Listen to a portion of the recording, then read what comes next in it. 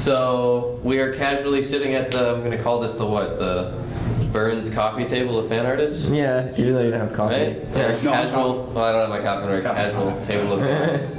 And I guess this is now episode 2 in our little segment we're doing of just going around and talking to awesome pony artists who happen to be around the convention but aren't vending and stuff officially. That was a long title, but that was the whole time. So Bernd talks to artists who are drawing but not vending officially. Yeah, except for this guy and that guy. Not this half the table, just this 1/4 of the table. So anyway, Cut you guys off. this gentleman right here, who's the highlight of this crappy interview, is Pentaro, who is a not crappy person because of this stuff. Damn it, I keep saying that. It's like Pentaro? PetanoPrime. Pentano space prime. You see that? Yeah, okay, get a little close up on that. Christ. Right, Jesus. Anywho. And kind of the story behind this is we were at the artist meet and greet yesterday, and then I saw you sketching away over at another table for like the whole night, and then we were just about to leave, and I was walking out, and I saw this rainbow dash, and I was like, holy crap, that's sick. Like, that's awesome. And then you just mentioned, like, oh, hey, you want it? I'm like, what?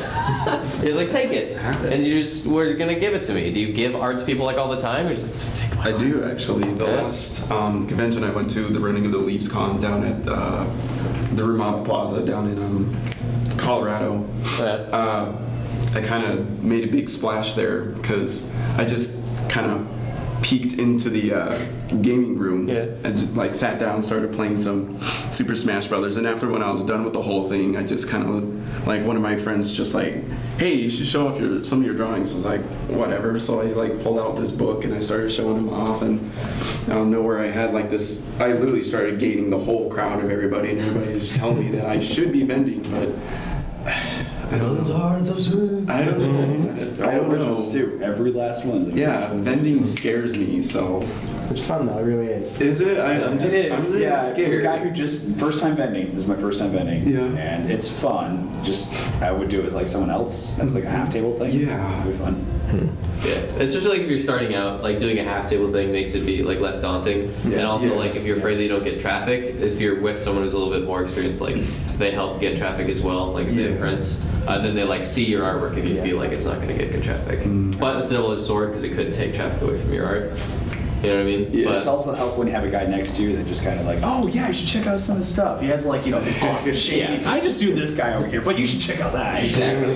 Yeah. That when you share a table with someone, like you can be like, hey, like watch the table, like you sell some of my prints and feel free, like, and stuff like that. And it makes the experience a little bit easier too. Like especially if it's your first time con, always have a table mate. Never just dive in alone, dude. Yeah. It's harsh. I've heard a lot of horror stories. Really? Like Celeb Yoshi just went like the whole con without eating. I went almost the whole day without eating today because I was by myself. Main thing Gotten you food. Yeah, you should have told us. It's cool. Anyway, main advice I'd give is just start small. Like, you don't have to have tons of prints and big and go crazy. Just do something little and show up, and don't put too much money or time in, and that's pretty much what you'll get. Yeah. Well, messed that one up. The last convention I went to was actually really small. Like there was only like really 2 big people there, and that was Solrak and Odyssey Eurobeat. nice. Those were the 2 biggest people there, so it wasn't really. Which convention was that? It was Running of the Leaves Con. BravoCon. Okay. And I mean, it wasn't really big. About I think like 245, 50-ish people attended, so it wasn't too horribly big. So That seems like a fun con. yeah, for like, a first like time. 300 give or take, first time pony con. Yeah, Oh, that's nice. it was a pretty good con. I mean, that's enough to fill up like a couple of hotel rooms. You know what I mean? Like do some panels and stuff. Yeah, the Romano Plaza was a fairly decent sized hotel. Had its own fountain, so it's kind of say something. You ever been to BronyCon? I've never been to BronyCon. I'm kind of intimidated by it. It's really big. Really That's what I was saying. It's the complete polar opposite. Like it being in the Baltimore Convention Center last year, nuts, dude. Is it? And that was like one wing. We had the entire upstairs and the downstairs basement. And so the basement was like a vendor hall that took you all day to go through. So like that was just your Friday, and then the other 2 days you can do panels, right? Now this year in BronyCon, I was just talking to one of the guys at the BronyCon table. 3 basements. No. 3 basements. So I saw that. I have the map actually for that. I'm vending over at BronyCon this year. So there's gonna be 255 vendors, including me. Are you kidding me? Yeah. There's also 11 hotels they're working with, and I think they just hit 5,500 pre-orders, pre-registrations, something like that. Yeah, it's Right? massive. It's nuts. They're expecting somewhere around 12,000 people. Yeah, Something like that. Anyway, back to this pony. So like, how long have you been sketching, dude? Like, I've been drawing since I was 4 years old. I'm gonna be 22 in a couple of months, in a couple of weeks. Yeah. So about 18 years of drawing. Jesus. I've taken many art classes, both just on the side in school, and I've been drawing I did a couple art classes with some professional cartoonists. Nice. That was something I really noticed was like go-to cartoon stuff. Like definitely like eye expression, the whole floaty wing thing is something that is kind of like iconic in some cartoon stuff. And I think I saw some works in your sketch. You had some Kill la Kill art. Yeah, and, I did. Like I feel like they also kind of did some like floating things. I don't remember. I haven't watched it. I've watched like 3 episodes. I feel like I'm exactly what I'm talking about. But I've also been watching cartoons and playing and watching anime since God knows. big animation fan, I take it. Oh yeah, I'm huge on animation. I've never really watched those like live action shows like my brother does. My brother is the one that watches like How I Met Your Mother, Scrubs, you name it. But then there's me on my Netflix. I have like Pokemon, Digimon, Family Guy. I like this man more and more. And I've also been like really into Nintendo as well. So Nintendo has been a really big I see that. inspiration. Yeah. Because I fell in love with Nintendo since I was a kid, and like the very first games I ever played were the original Mario and the original Metroid and stuff on the NES, and it's just like I went from generation to generation to generation, just staying with Nintendo. So yeah, I guess you can see the influence where I get. So it's kind of like a mesh of cartoons, Nintendo, and anime. Well, this is sick. And like, Thank you. I'm taking this home. I already called dibs on this one. Right. I'm sorry, Dick Applejack, especially the bandana. I mean, Applejack with the bandana looks bandana? spectacular. Bandana, one of my Why don't they use in this show? I mean, this should be a thing. Yeah. Applejack with the bandana should be a thing in the show. I actually drew an Applejack with my very first Applejack I ever drew with a bandana. One of my friends vectored it, and it got featured on Equestria Daily. Oh, but he got all the attention. Well, yeah. That's usually I was just like, that's usually what happens. Yeah. What we'll do is I might consider vectoring this, and then I'll give you the vector, and then you can upload it and take all the fame. That's what we'll do. But no, so awesome random guy from Everfree 2014, Pentano, who randomly I saw sketching and was like, here, I'm going to give you my super amazing art that I was wowed by. Like, I think you were sketching the same long amount of time that I was, and I only managed to draw a crappy version of myself and Luna. And then you drew an entire rainbow dash. And like, mine was just the outside pencil work. I should watch this man draw. Yeah. Tutor me. Your DeviantArt was just PetanoPrime, one word, right? .deviantart.com? yeah, PetanoPrime is for everything basically. Signature too. Twitter, Tumblr, DeviantArt. Those are like the only 3 things I really go on. I would friend people on Facebook, but that's only if they would be willing to. Yeah. You'll have to get special permission from me if you want to be friends on Facebook. So.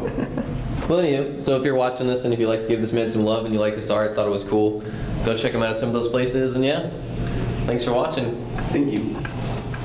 It's completely different from what I did in these drawings right here. Yeah. And I really don't know what I like more. When I've always watched animes, I've always noticed that some of the biggest features on the characters are the eyes. Yes. What I do is I try to focus a lot on the eyes, and I kind of get a little bit frustrated with cartoons these days because they don't really focus on the eyes. They just kind of like give them like the circles or the dots, or like in Adventure Time, they're just 2 dots. Yes. Or like in Foster's Home for Imaginary Friends, just 2 circles and a dot.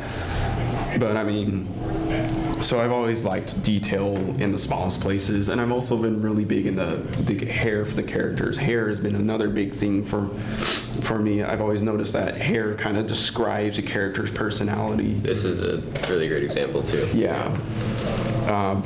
For like this Rainbow Dash right here, Rainbow Dash has always been known as like the rough scallion pony. She's always been the one been known to like get in a fight or something. Punch in the GABA, mate. Yeah, so her hair's really not well kept. She's just kind of like wakes up, brushes it a couple times, calls it good, goes. Whereas Rarity takes about 3 hours in the bathroom just to make her. But I mean, it's all in the character. Pinkie Pie's hair is all foofy and animated and excitement, just like her. Fluttershy is exactly like her because, I mean, it's all subtle, it's long, it's soft, it always covers one side of her face, so, I mean, the hair and the eyes and the body style and everything I've always believed describes the character. And, I mean, as a cartoon, they kind of have to do mass-produced versions of it, so they kind of have to, like, do the cookie cutter thing. Yeah. But like artists like me who have the time, I like to try to make the character's personality fit with their body style. No, yeah, I agree. If you That's a big thing, especially in like anime. I mean, again, Kill la Kill's a great example. Yes. Or just even shows like, okay, Madoka Magica, all the faces look exactly the same. The only difference is their hair. Yeah. Did you hear the same animators actually animated a little anime short for Super Smash Brothers for E3 this year? Oh, really? Yeah, they did like a little bit where Link and Pit were fighting, and so they can introduce Palutena. Right. I saw that. That was the same animators. Okay. That's awesome.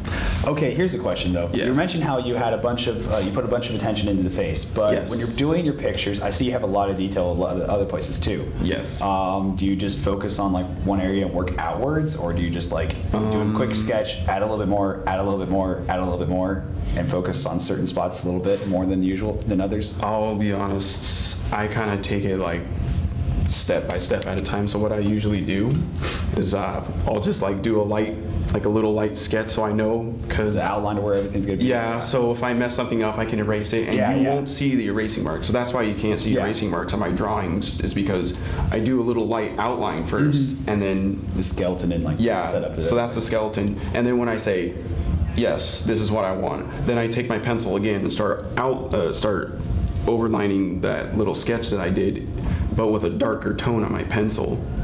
And then, so basically what I did is I drew this whole thing out first, and then I darkened it, and then I added in the shading. So you don't focus too hard on one spot or another. Okay. No. Something I noticed is like your line work is super rough, I guess, chaotic. It has a lot of bloody energy. Like I can tell that you're like sketching into these. Yes. And like you can tell in the style, like obviously Pinkie Pie rocking the hell out. Like the lines like physically show a lot of energy with it. Yeah. And I was like a lot. That's just see that a lot, kind of your style. Not so much in this one. I feel like it's. You can see more it in this one too. stylistic. Like, you'd see like sketching them on edges. Yeah. I tend to do that a little bit more, but not as hard.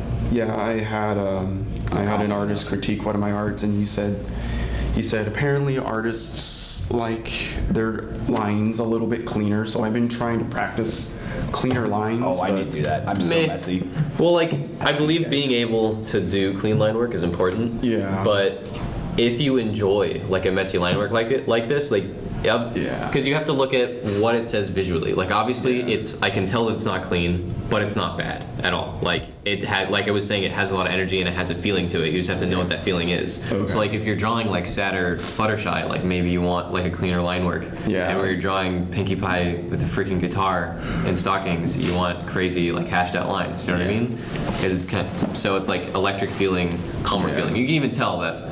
This line marks like a little cleaner than that. You know, I think of You just have to fighting be is aware magic. of stuff like that, you know. Think of like fighting is magic's art. The ink style. Yeah. The splash art ink style stuff. Also, their art style in that is really pointy too. Like Yes. having pointy diagonals and stuff like that really tends to lend towards energy. It's the same kind of stuff, like with the guitar and the lines. I think they got that design from the Mario Super Strikers, because when they released the concept art for the characters for the Mario Super Strikers, they were the exact same style. So when Fighting is Magic did that same kind of fighting, that same kind of art style, I instantly blew up, and I was just like, that is amazing. Yeah. My art tends to look like that if I go and like really darken up my line work and then put that like near top layer of my compared to Photoshop, and I have like all the color underneath it. I just really darken up all the line art. It'll look a lot like splash art. It's really weird. I don't even know. So I'm curious. Messy. How much do you draw things other than like cartoons, like life drawing and stuff like that? I've drawn a couple of things for my art classes. For one of my art projects, I had to do a charcoal drawing, which, by the way, is a pain. Yeah. What I did with that was I did a bust of Beethoven. Nice, good So choice. I got an A on that, easy. So I don't do a whole lot of real life drawing. I don't know what I would say, real life drawing, I guess. Yeah, scenery type stuff. Yeah, like I don't like I real world stuff. I really not really enjoyed realistic looking art. I mean, T. Citra, when I sat down and drew with him, he was telling me how much he loves to do the fine arts and the life arts, and I could easily tell that he's really good at it, but I'm not very good at it. And then he said, and then he even admitted it to me. He was just like, I'm not very good at cartoons. So for someone like me to do real life and try to do cartoons, it's very difficult. And if you look at his art, you can easily tell he's trying his hardest. And honestly, I'm impressed with him every time he makes. You can really tell by his work that he's trying bloody hard. Oh yeah, I love T. Citra. He's an amazing artist. See, it's an awkward thing for me because Citra comes up a lot, and I see his art a lot, and there's a lot of things that I see in his art in art school that were just like, that are critiques, you know, like you have to work on this or work on anatomy, and then I see those flaws because I see that so much in my own work. So then it becomes almost like a pet peeve where it's like I see that in my work, and then I see it in his work. But he tries so hard on composition, and he's super knowledgeable about composition, and he's always like, the devil's in all of the details and tons of details in his work. And also just his line work on a bunch of other stuff is incredibly intricate. So it's kind of ironic they said he wouldn't be good at cartoon characters because as an illustrator doing black and white line work, he's really freaking good at it. Like, He's really good at what he does. I guess like cartoony crazy stuff though, I can't He's say not I've seen anything by him. loose. So. I guess. I'm sorry. You're fine, man. That's fine. I guess you could say he's not as loose because this feels really loose. While T. Citrus has like lots of structure to his pictures. Composition structure just feels very structured. Yeah. Yeah. Anywho, why I made Ted turn the camera back on is we were just kind of small talking and we started small talking about art, but you started mentioning balance, and that was not actually something that I covered in my college courses. Like I took 2 design and we talked about kind of like placement and composition, like central composition versus non-central composition. But we didn't really talk about balance, and something what actually brought it up was that we were talking about how you use the entire piece of paper. And in art school, that was the first thing that they told me was like, don't be afraid to use the whole piece of paper. There's a lot of artists who are like just starting to sketch out there, and then they draw like a little pony on like 1/3 of the paper when you should be using the whole bloody paper. And like that was one of the first things I saw you do, and that's why I looked at your art. That's one of the few things that I've always imagined when I draw was I don't imagine it as a drawing. I try to imagine it as like I'm trying to take a picture of what. So like I imagine this is what Rainbow Dash would be doing if I took a picture with her. So in my mind, it's kind of like a camera? Question mark? Yeah. I know what you're talking about. I know that was really cheesy, but it's the only really way I can explain it. In my eyes, my drawings are supposed to be photographs, and if you look at photographs take up the whole medium. Yeah, you get that. I mean, you don't take a picture of Mount Evans and then when it develops, you just see Mount Evans and the rest of it's white. Yeah. No, you see the clouds, you see the skies, you see the trees, you see the mountains, you see everything. Yeah. So what was that you were going on about balance earlier? Because that kind of was like, I don't know, maybe above my head. let me retrace my steps. Yeah. You were talking about something that they balance, taught you. too heavy on one side or another. Yes. So what they taught me in art school was balance is key, and they showed me a lot of drawings that were balanced and unbalanced. And for some reason, I don't know why, when my drawings are unbalanced, I have this weird unsettling feeling down inside me. I don't know why. It's just kind of like a sixth sense. I don't know why. Something that just stuck with you from art school? Yes. No, it's been stuck with me since I was a kid. Yeah. I just had this weird sense where I could tell whether or not my drawing is balanced or not. If you look at some of my drawings as a kid, I tried to take up the whole paper and stuff. And eventually my parents realized that I kind of had a knack for this thing, so they kind of just started pushing me into the direction of art. There's just like, if you really like it painting, you should really do it. So I started doing it, and I started entering my art in like art contests and stuff, and I've always won like from first to third place. That's so cool. Yeah. Much jelly over here. But like I said, so like with this drawing, when I was doing this drawing, I was drawing Applejack, and I was just like, well, without the tail right here and without her mane right here, it would be kind of unbalanced because I would have all this stuff in this little quadrant in this piece of the paper, but I would have nothing back here. So when I was thinking, well, what could I do to make it a little bit more balanced? So I took her tail and I just kind of started doing that, and then started doing that, and see, that's a good eye for it. It kind of felt a little balanced, and it felt a little better.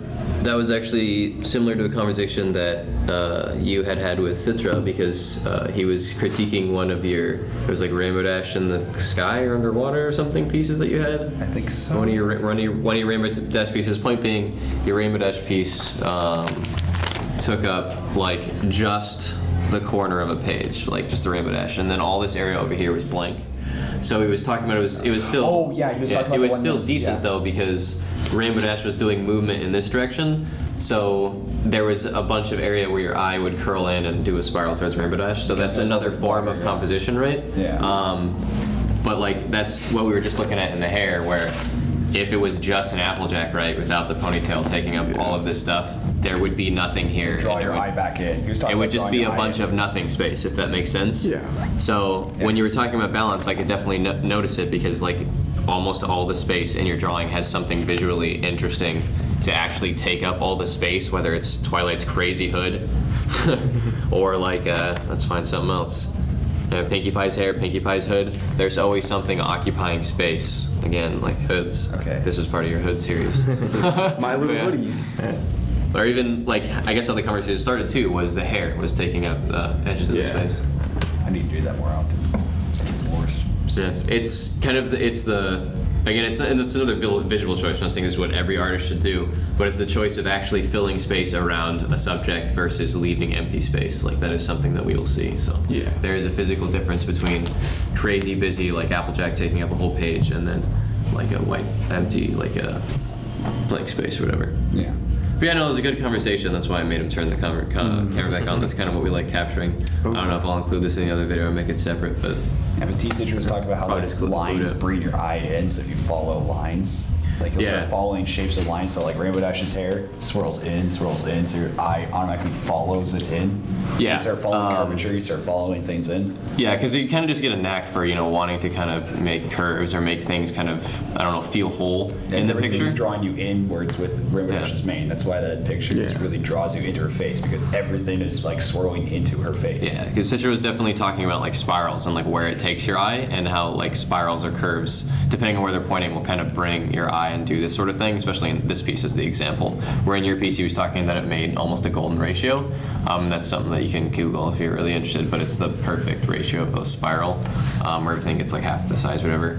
Where the opposite is where things lead your eye off the page. So there's actually an example right here, Applejack's arm. It physically leads your eye off the page instead of like looping it back, if that makes sense. Yeah. So there's lines that will like your eye will follow and lead you off. So you can find another example, Rarity's arm. Of course, it's just composition ideas. I mean, Yeah. this is supposed to be a portrait, so it's like zoomed in, and it definitely has that zoomed in, like very close up camera feel. There's another example we did in an interview with Citra where he had all the characters in his focus pointing outward and looking outward, and then he had changelings in the foreground pointing inwards. So it's things that you see, that you look at, that you look to. One thing that most of these characters are all engaging us and looking at us, but something we do is we follow characters' eyes, we follow where characters' limbs go, where they point, and then major shapes. So, anyhow. So yeah, all good stuff, all good stuff. Yeah. Yeah. Any other random thoughts, you guys over there? Sitting? I've been giving my 2 cents. Peanut gallery over there. My 2 cents of a newbie artist, 2.5 years. Just Trying absorbing. to judge somebody. All right, My sweet. only advice is just keep doing it. Yeah.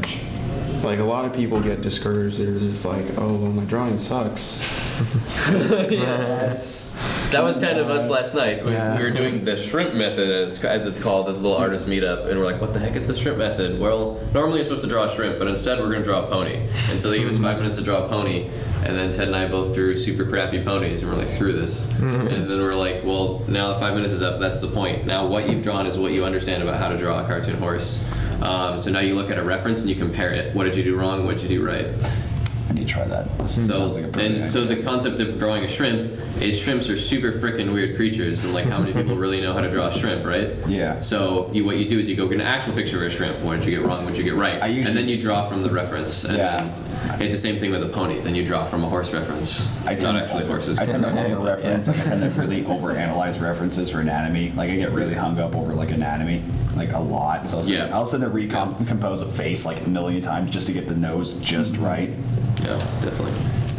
There's something to try. Like give yourself like 5-10 minutes. Draw the best pony, that you can draw. Look at a reference. I don't know if it makes anybody feel better, but to this very day, I still think my art's not that very good. I think that's the curse of every artist. Yeah. It's the general artist curse. Like everybody's just like, oh my god, your art's really good, and I'm just like, did you see T-Stitcher over there? I think you're missing the point. Yes. He's the point. I'm just Yes and yes. I'm just here. It's all just stuff you got to work on and stuff that you like you put practice towards or whatever, or learn from. It's all just like it's all what you know. Art is you can never reach perfection, and it's just a path of just self improvement and stuff. You also reach that cliff of what you know, and so then you actually have to go to people who are better than you and be like, how do you do this? Yeah. Whether that's just through art books, learning, or actually talking to people at a convention like this. Like, I learned how to draw Luna yesterday. Or me sending Bernd artworks, and then you can go and review it. You still need to fix that. Yeah, I do. I'm actually fixing it for BronyCon. Expect that. because like one of the biggest, hardest things that for me to draw was bird wings for the Pegasi. Yes. Yes. Don't even get So much yes. I So found a much yes. cheater way to do feathers that I really like, and I just kind of stick with it. Yeah, I found many ways to draw feathers, and if you look at some of my drawings, like you can tell, I've experimented with different styles of feathers. Yep. Same here. And That's pretty good. I like that one. I just there's another style of feathers. There's bat wings. Those are butterfly wings. Bat wings aren't so hard for me, but those are like where I try to Those are good too, though. There's detail in those. Yeah. we're all laughing, and no one else on this video is ever gonna know why. And there's Trixie's Dark Magician Girl. Hey, man, the Yu-Gi-Oh references. I didn't think I'd see that today. That's good. I was a big Yu-Gi-Oh guy back in the day. It's okay. I'm a huge Magic the Gathering buff. I am too. Because you're just like, Matt, Yu-Gi-Oh is so fun, and then one of my friends just kind of came over, just kind of threw my Yu-Gi cards off the table, and just like, try This is for men now. What is this? And he goes, this is what real men play. Oh my lord! And I won my first game.